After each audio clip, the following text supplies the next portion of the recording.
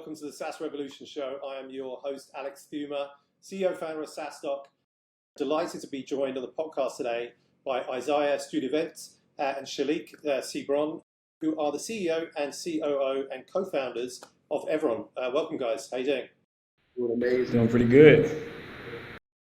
Yeah, good to see you today. I think you're in Austin. I hear it's scorching hot. You're in the air conditioning. You don't want to be outside. Is that right? Yeah, I don't want to be outside no time soon. I'm trying to go from my AC to the building AC. That's it. I heard Texas was going to be like just as hot as like the Sahara Desert this month for like going into July. So, geez. Does it? I mean, and it make like how long does this last for? Like, do you not like want to kind of come over to Europe and the cooler climates during the summertime, or you just got to be there for business and suffer, or not suffer if you're in AC? No, it's definitely suffering. I think I want to go over to Germany during the summertime next year. We'll see how that goes. Yeah, so I spoke to somebody from Germany actually on a podcast earlier, and she was complaining a little bit that it was too cold and it was raining, but it's pretty cool. It's fun. Europe is, I think, definitely much cooler than Austin right now. And we were in Austin recently for SaaStock USA, and it was great to. This is where we met, so really kind of great to see you guys there. And yeah, like obviously it was a great conference. It was our first time there. Met lots of great people, including yourselves. And I think at the final kind of like party, which was a place called Bangers, this is when we really got to have a little chat. I think there was a lot of beer on offer at Bangers, only beer. We couldn't get any spirits or anything like that. But it was a great day, great way to kind of wind down after networking for a couple of days with a lot of great people at SaaStock USA. And something that really kind of enjoyed meeting you guys, the energy you brought and your story, and that's why we invited you onto the podcast to really kind of tell it, because I think it's a great founding story, and I also love what you're doing. I guess kind of before we go into that and the story, like tell us a little bit about yourselves, as people, who you are, building up to the point of like, we decided to start this business. Isaiah, why don't we start with you? Yeah, man. So it's been quite a journey. And right before we get started, I just want to say thank you for doing SaaStock USA. It was a wonderful experience, and I'm looking forward to the one next year. But yeah, how I got started in all of this. So my dad's a pastor, and his graphic designer left, and then I was there. He was like, "Look, I have a laptop. Can you figure this out?" And I always love challenges, so I pretty much learned graphic design. I was in high school at this point when I learned graphic design. Started my own little side hustle while in high school, doing a couple of designs here for people while I was in school. Never thought I wanted to do business. Wanted to be a neurosurgeon, actually. That was the dream for me in high school, was to be a pediatric neurosurgeon, but did my business thing on the side. Got to college and was introduced to a guy from, he was like head of strategy at Bank of America, and he started talking about like economics and how the business world works. And I was like, well, maybe this might be the calling for me. And so I made the transition to focus on business and leave, science. But yeah, I felt like graphic design was like really limiting. Like we're not really doing much for companies like on a holistic level. So where can we do more? Where can we make more of an impact for companies? And that's where I taught myself branding, marketing, advertising. Now we don't do branding. I threw that out the list. I was like, yeah, that's not my thing. But marketing and advertising, I learned through courses, mentors, and then, we started the company in 2020, and that's pretty much how I got here. Lovely. All right, great stuff. And Chalique, how about yourself? Like, how did you, I guess, what was your journey to then, becoming an entrepreneur, and before we get into the story? Mine was a little bit different. So me, out of high school, I took the route of joining the military. That's just where I seen myself at the time. There was just some things I wanted to gain from the military, especially college, of course. So that was a big reason as to why I joined. And so within the military, I met a lot of great people. So within there, it was, there's a lot of people that do, side hustles, of course. And so there was a couple friends of mine that kind of got into business, or at least what we thought was business at the time. And then from there, pretty much like they knew how to make products, right? But they didn't really know the operational side of things. They didn't know the business side of things. Me neither. I didn't know either. But when I started, I'm like, okay. Well, I'm going to start with a group of friends. Let's see what we can do. We were able to do something very well within a short period of time. This was right before COVID. So this was like early 2019. And then, we had like very, very few, like 2 months where we did really well compared to nothing. And then, for me at the time, knowing nothing about business, I'm like, yeah, this is everything. Making $2,000 or $3,000 a month is now I'm considered rich now, and then COVID hit. And so we had to take, time off because we obviously had duties that we had to do in the military. And so, so that's kind of my journey to entrepreneurship. And then from there, that kind of leads into Evron. And just on the military thing, like, how long were you in the military, and did you have to serve, or like, what did that look like? Yeah, so I did 4 years. I did 4 years fresh out of high school. I think I went in maybe a month after I graduated. It was kind of like, this was, for me, it was the best option because I didn't want to pay for college. I didn't want to be in college debt. So I was like, the smart decision was to sacrifice 4 years of my time, learn some people, learn some skills as I'm getting paid to go to college, which is paid for. So that was kind of my focus within the 4 years that I was in. And eventually, as we get into the story, I never ended up graduating college thanks to Isaiah. So. Hopefully it's a good debt that you owe him there. But how did you guys then meet? Yeah, so we knew each other from I think junior year of high school. Man, we're really young, geez. But we met around the age of 2017, through a mutual friend, and then of course, we went our separate paths. He went to the military. I was kind of figuring life out in college, and then we kind of crossed paths again a couple of months into Evron.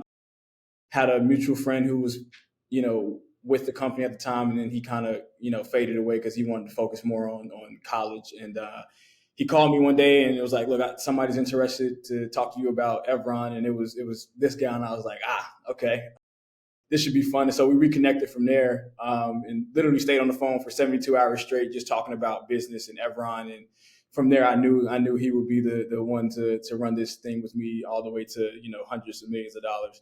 Very cool. 72 hours straight. I hope you took some toilet breaks in that conversation. But yeah, we did. and hopefully some other things. But look, and so Evron, like, give us just a quick one-liner on what Evron does, and then why don't we go into the founding story? Because again, like when you told it to me, I thought like this is like a great founding story. This really kind of shows a lot of like entrepreneurial traits, and I think like the things that you guys did to kind of come together, build the company, made me think like you two are going to be very successful. But yeah, like what does Evron do? Like, please tell us.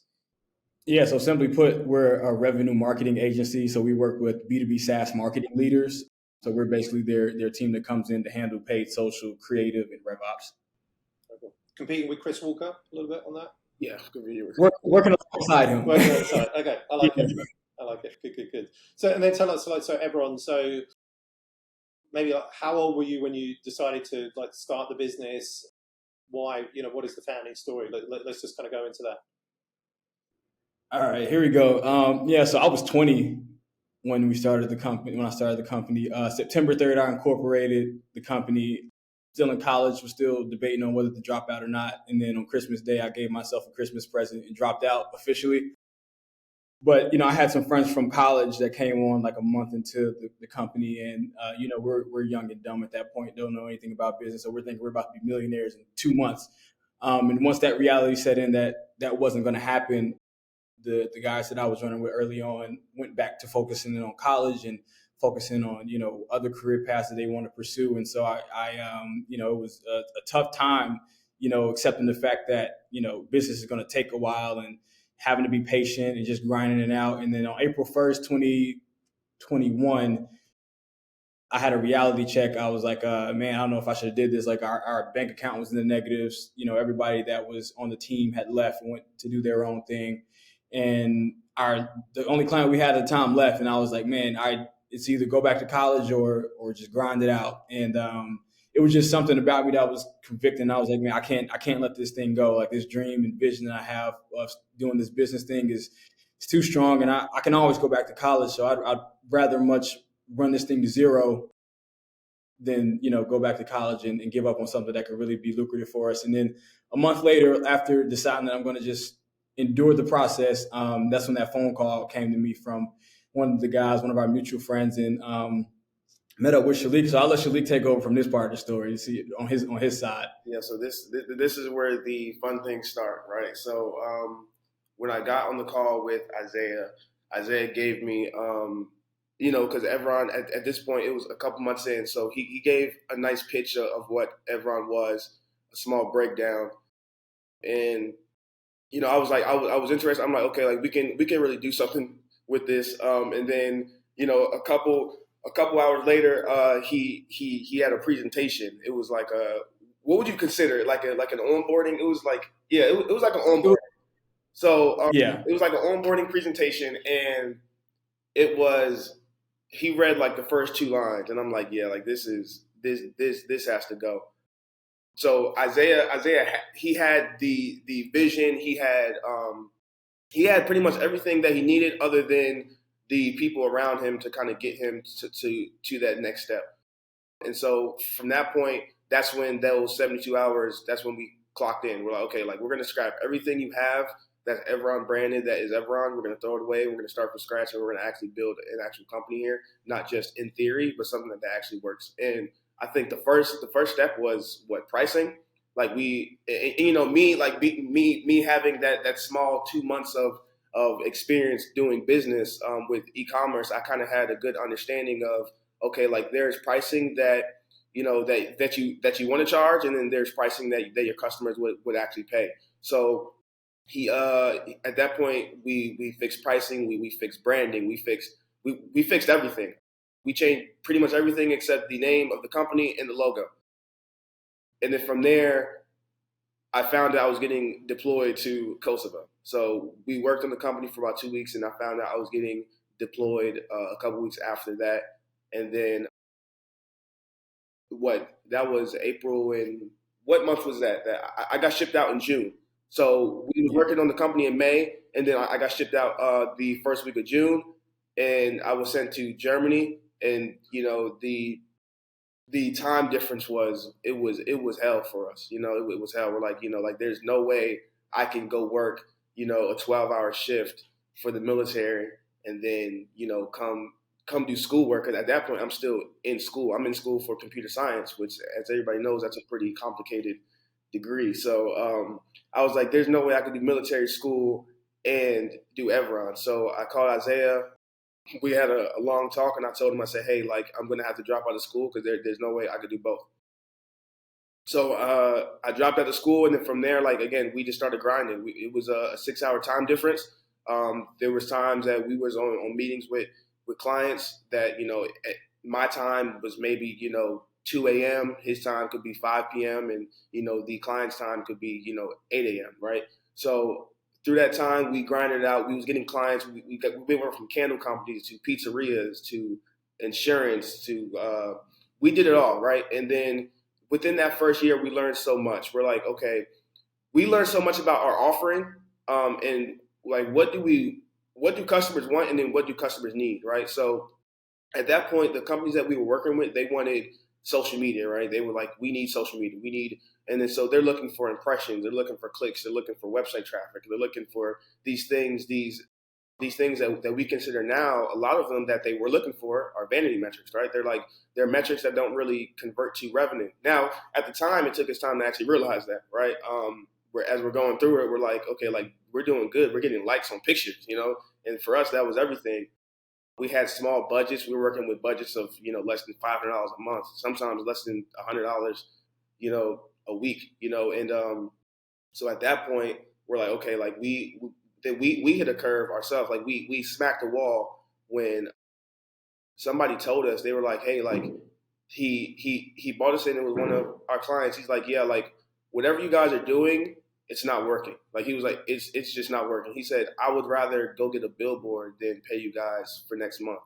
And then so for us, like it actually hit us. We're like, well, why? Like what was the reason for that? And so we actually sat down. It was a constructive conversation, and we're like, he's like, yeah, like you guys are getting us like likes and views and all this other stuff, but there's nothing that is pointing toward revenue, right? And so for us, we're like, okay, like, wow, and then so we actually thought about it. We're like, well, companies love what we love as a company, which is revenue, right? And then so from there, like we scrapped everything again, right? We're like, whatever we did last year, like now we have to scrap it again, and we have to try something totally different. And so we built a process that correlates strictly to revenue. We're like, okay, like everything we do has to be tied to revenue, even if it is considered a vanity metric. Why is this vanity metric important? And how can we use that vanity metric to make it important so we can show that, hey, like this shows that you will make revenue 3 months from now, 6 months from now, or sometimes even 12 months out. And then from there, like we went searching for companies that actually wanted to focus on revenue, because we realized at the time, not all mom and pop shops want to be $1 billion companies, right? Everybody doesn't have the same mindset as an entrepreneur that, hey, like this thing can be a $1 trillion company, right? Not everybody believes we can be the next Apple. So we had to go find those founders, those entrepreneurs that wanted to be the next Apple. And we kind of wanted to help them along their journey based on our process that we kind of just made. And then, so from there, I'm gonna let Isaiah take it from there so he can break it down exactly what our process is. I would love to hear. Yeah, so like how we kind of got to that process was, again, like we told you, Alex, like we accidentally fell into B2B SaaS. Like we were going out after that moment, we kind of went searching for clients. And at that time I was in Pennsylvania in the local area. And we were sending out emails, going door to door. And we happened to get an email back from one company. It was a property management company at the time that we understood. Talked to their chief growth officer, talked to their VP of biz dev, and come to realize, he was like, look, I need you to, all this proposal and what you're offering is great, but I need you to rebrand it. We are a Series B prop tech company. I was like, I don't know, none of that means. He was like, yeah, $26 million Series B round, just rebranded. I was like, okay. So we had to figure out and learn SaaS really quickly as far as because it's very different from, SMB and, mom and pop shops. It's very different, much faster environment, growth at all costs. And so we had to learn that quickly. And over that time, we drove over $1 million in pipeline for them. And so we were like, well, this is working. This is our first time having an advertising budget. This is our first time having a marketing lead to be our point of contact instead of the owner who's doing a million different things. So it was like, maybe this is the space for us. And so we took that learning and applied it to more B2B SaaS companies. And what we found out when we went back and codified our process, it was what we now refer to as revenue engineering. And with our revenue engineering process, it's very simple. Can we make lightning strike twice in the same spot for the same company? Because a lot of marketers are able to be very seasonal. Like we can do good for 3 months and then we die off. But how can we build a program that's actually scalable? So we'll come in, do the plumbing with the RevOps. We'll come in around phase 3 and say activation, we need to drive X amount of pipeline. Then we need to sustain it over 3 months. And then how do we actually implement it with the go-to-market team? And then we scale it. So we have like a proven process at this point that we help to scale companies. But now we're in a really good spot, and we're just loving the process now. And in terms of like getting those first customers in, that prop tech customer, that's something that you actually went like door to door, like knocking door to door was it to get to that prop tech customer? Yeah. So it wasn't an email, it wasn't a LinkedIn sort of message. It's like turning up on their door, speaking to a receptionist, and then trying to get to the VP of marketing, something like that. I believe it was like, because me and Isaiah had it, because at this point I'm still in Kosovo, so I'm still, because I was deployed for our entire like first year together, yeah. And then we were doing like cold calling on Facebook and emailing and Instagram, and at that point we weren't heavy on LinkedIn, but we were sending people like messages on LinkedIn as well. And like we were seeing no results, like we were not seeing anything. So me and Isaiah, we were on a call, and I was like, you know what? This messaging stuff does not work. Like cold messaging just doesn't work. And so me and Isaiah had a heart to heart, and we're like, yeah. So what you're gonna do is you're going to have to go door to door. Like, you're going to have to go look up these companies, find out where they live, and go knock on the door, because it's easier for it's easier for somebody to text you back the word no than it is for them to actually say it to your face. So we wanted people to actually feel the pain, and look in our eyes and tell us no. And so that's when Isaiah started going door to door, and he got a lot more no's than we expected. And then, one of those Series B companies were just one of the companies that actually said yes and gave us an opportunity. So I wonder if certainly those that are listening to the podcast will now try this and say, like, obviously that this is sort of like, interesting learning here, that it's harder to say no to your face, which is true. And so people will start, instead of doing outbound on LinkedIn or email, like start rocking up at people's offices. It'd be difficult, I think, more difficult in Europe because everything is like scattered over, but perhaps in the US and when you've got these kind of clusters of tech, yeah, it certainly could be interesting. But look, I mean, amazing that you did that. It's not easy to do outbound, right? And not easy. I mean, I started my career, actually, I can't remember if we said this, but probably after a few beers, I've forgotten everything anyway. But I started as, in sales, doing cold calling 100 people a day to get to one yes. So 99 no's. And you kind of, I don't know, you come a little bit numb to the no's. So you're like, okay, this person doesn't want to speak to me. This one doesn't want to. And you're just hunting for the yes. Certainly if you've got the right mentality. So I guess, how was it for you personally, like driving somewhere, getting there, like getting a no initially? Did it like hurt a little bit, or were you just like, okay, on to the next one? Oh yeah. It hurt a lot. The first day I went out, after like 5 awkward conversations and like 6 no's, I called Chalique and I'm like, I'm done. I'm never doing this again. Yeah.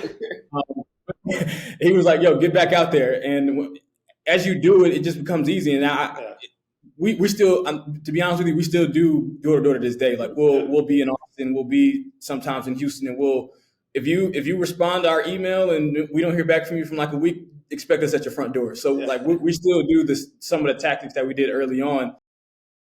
And for founders, like sometimes you just have to be humble and know that, because you know how well your product is, but that doesn't mean your market knows, and you just have to be radical enough and crazy enough to just figure out what's going to work. And sometimes that means going in person and showing up at events. You can't always be in boardrooms and expect your teams to execute for you. So there has to be a sense of being delusional, honestly. Like, as a founder, you have to have that line where it's like, okay, like people consider you delusional. Because if you look at me and Isaiah, like the way that we got here, even from knocking on doors, it's kind of a mindset that you have to have. Like, okay, like this person said no, but if this person said no, that's one less person that I have to talk to, because the next person is going to say yes, right? And so every door that you knock on, every no you get, the next person is going to say yes. Like, they just have to.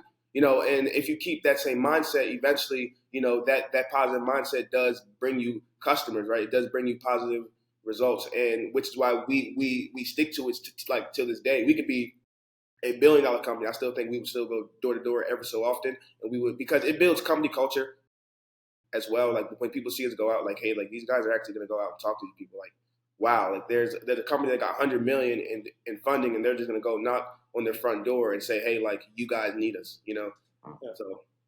And I mean, I'm sure you guys probably know it, but if you don't know it, like a lot of the things that you've done to get the business to where it is, are like textbook. Like, this is what an entrepreneur needs to be doing to kind of build the business, right? And suddenly you have the mindset, you kind of like speaking to customers, finding out like what do they need, and kind of iterating on that to kind of like get to the product, and then develop the process that you've got, which you've now codified. Like, I don't know, there's so much that you've done. It's just like, hey, like entrepreneurs listening, if you're at that early stage and you haven't started your business already, right? Like, here's an inspiration of things that you could and should do to kind of get your business to where it needs to be. So my hats are off to you for doing that. And obviously, like it being extremely difficult with you, Chalique, being in Kosovo, doing a 12-hour working day, I guess, with the military, and then your side hustle, or which is now obviously your full-time thing, working on that and having the energy to do that, right? Again, it's what like an entrepreneur needs to do. And so many times, and I'm sure you've heard it as well, I speak to people that have started businesses and they're kind of like the side hustle, but they say, I just don't have time to work on it. I don't have time, right? And it's, I don't want to be hard, but sometimes it feels like that's a bit of an excuse, because if you really wanted to do it, you make the time. And I think before we were recording, Isaiah, you said that you were up until 3 a.m. working on on a customer and a client, right? How many people are prepared to do that? I think specific entrepreneurs, the ones that will be successful, are prepared to do that, and the ones that don't have the time, And I did say to you also, I never work past midnight, but still in the early days, I was putting in a full day, kind of shift, and also I think like many people, working a full day and then doing this kind of, on the weekends, in the evenings, etc., until midnight. And that's the reason that I had to kind of work late a lot of the times. But yeah, you guys kind of did all the things that you needed to do, did them right, whether you knew that or not, and hopefully you did. And to kind of get those first customers and identify who your ICP is, what your product is, the value that you drive, and then kind of build the business from there. So again, just kind of loved hearing that when we're having the beers in sunny Texas, and again, I think it's a great story. So appreciate you sharing that. And so, where is Evron now? Any data you can share, but in terms of customers that you have, pipeline that you've built for them, anything that you can kind of share in terms of where you're at now versus obviously where you were, in 2020, 21.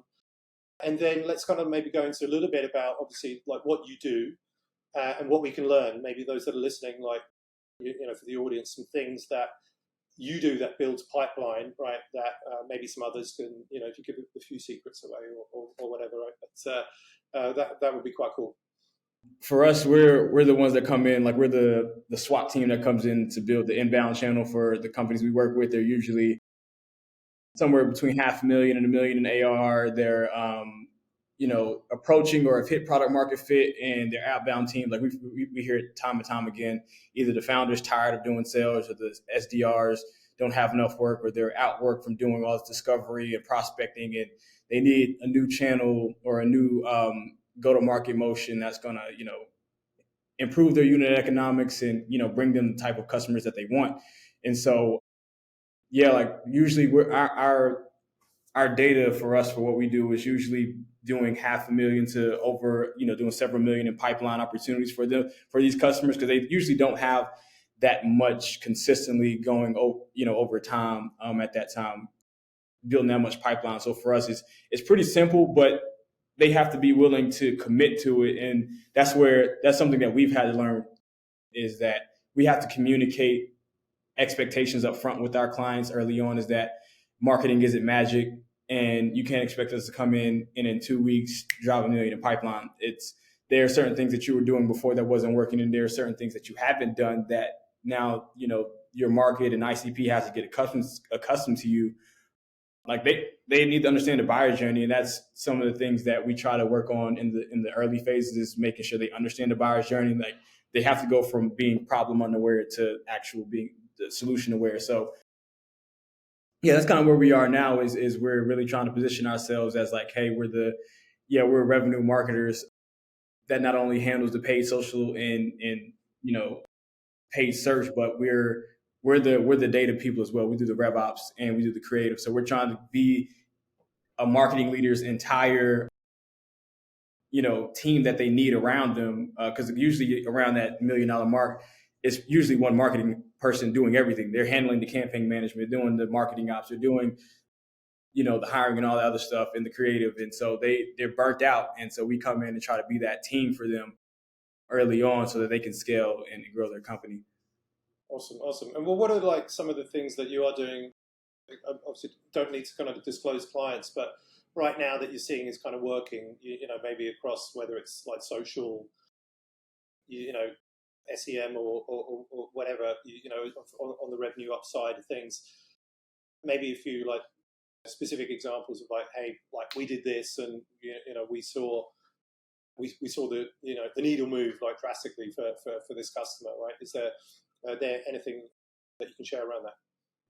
Yeah, you go ahead. There's probably there's a list, but I would say, so for us, we can speak recent, right? Let's say Then I should just say for this year, right?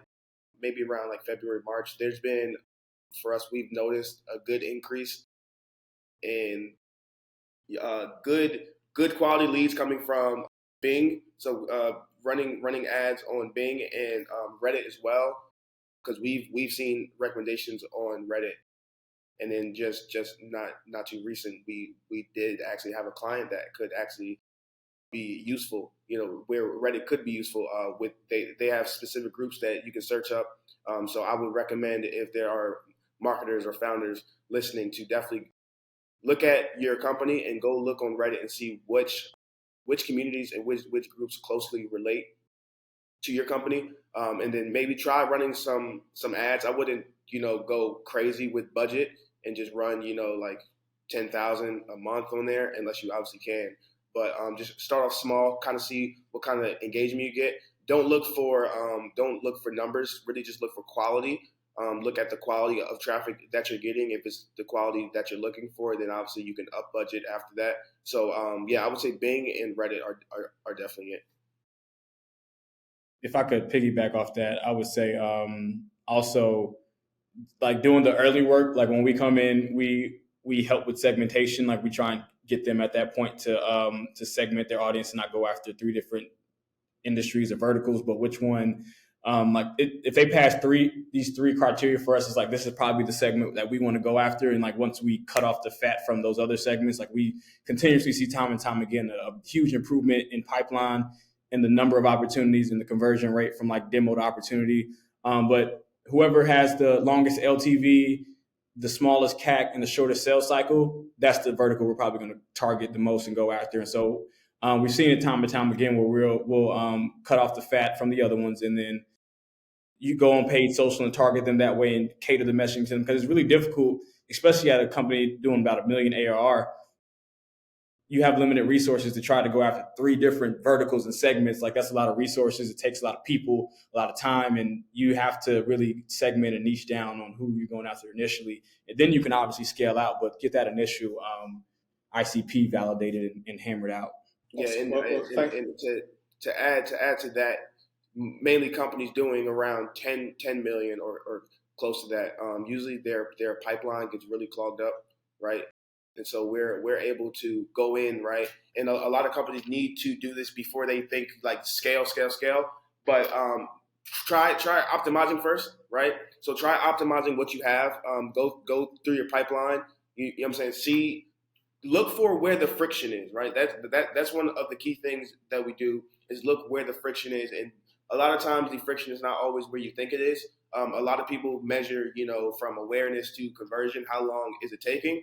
A lot of people don't measure in between. So how long are people taking to go from awareness to consideration, from consideration to conversion? Try measuring those differently.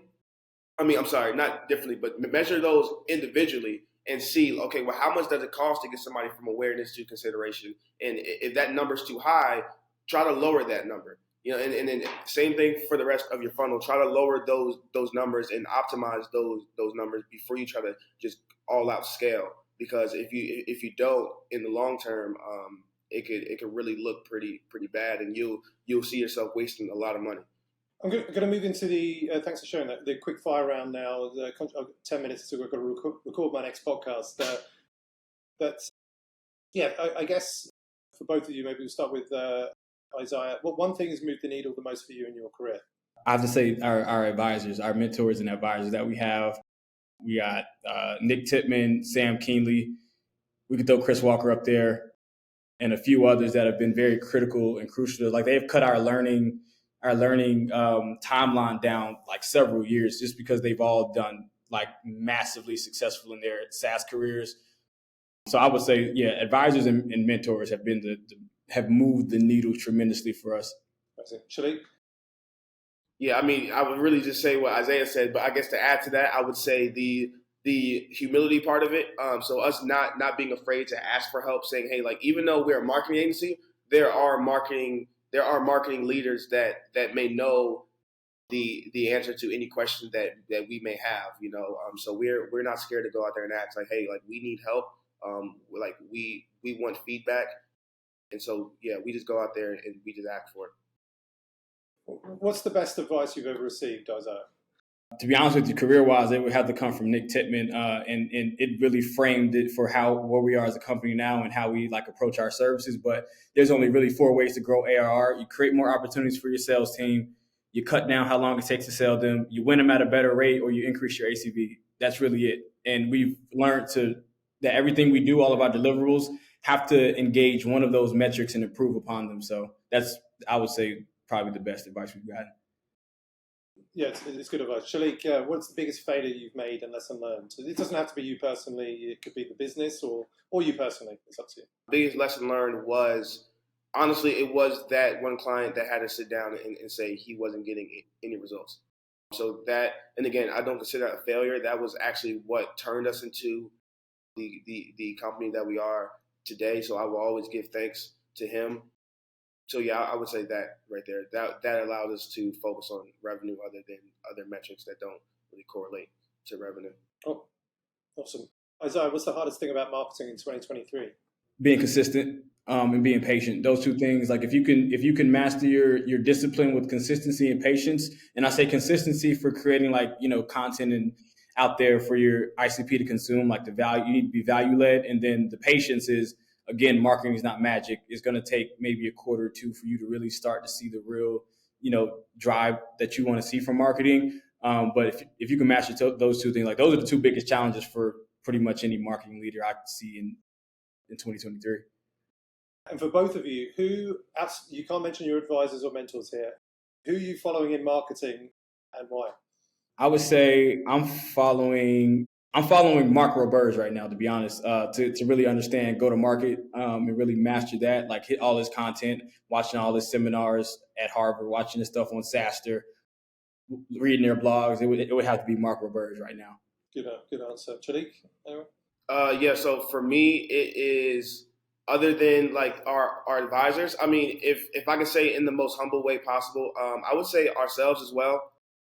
Because us making content helps us learn more than what we think. So I would say that myself. And then just to add to that, I do want to say not really what helps with marketing is really viewing not other marketers but other customers, right? So customers of our clients. Sometimes I like to follow them so we can really see not necessarily what they're saying, but kind of how they think about things. Sometimes I like to view through profiles, see what they comment. Just so we kind of get a deep dive of how our clients, customers are actually thinking. Awesome. Well, guys, final question as we come to the end of the show. If people want to reach out to you online, they listen to the podcast and they want to provide some feedback, or they want to find out how much your services cost and want to work with Evron because you're 2 amazing guys and you're going to build them a load of pipeline. Yeah, where can they find you? Find us on LinkedIn. You can reach out to myself or Chalique, or just go to our website, evron.io, and book a demo if you want. Or you can reach out directly on LinkedIn. I promise we don't bite. We're friendly, and we're willing to answer any questions you have. Yeah, just go ahead and actually, you know what? I don't think, Isaiah, I don't think we've ever done this, but I would say if we are able to, if anybody does come to us and actually wants to be a client, we can give a discount if you say that you found us on the SaaStock podcast. There we go. Well, they don't know your pricing, so you just bake the discount into it. But no, it's a great offer. Look, guys, I really, I guess, kind of honored to have you on the podcast. To have met you at SaaStock USA. You're born entrepreneurs. Great story. I wish everyone all the success. Although you probably don't need it because with you 2 at the helm, it's bound to be a great success. So I'll be following. We'll see you at SaaStock USA as well next year when we're back in Austin. And yeah, look, thanks so much for coming, sharing your story on the SaaS Revolution Show. Thank you. Thank you, Alex. We'll see you in Dublin soon as well. Exactly. In Dublin first. Nice one. All right. Cheers, guys.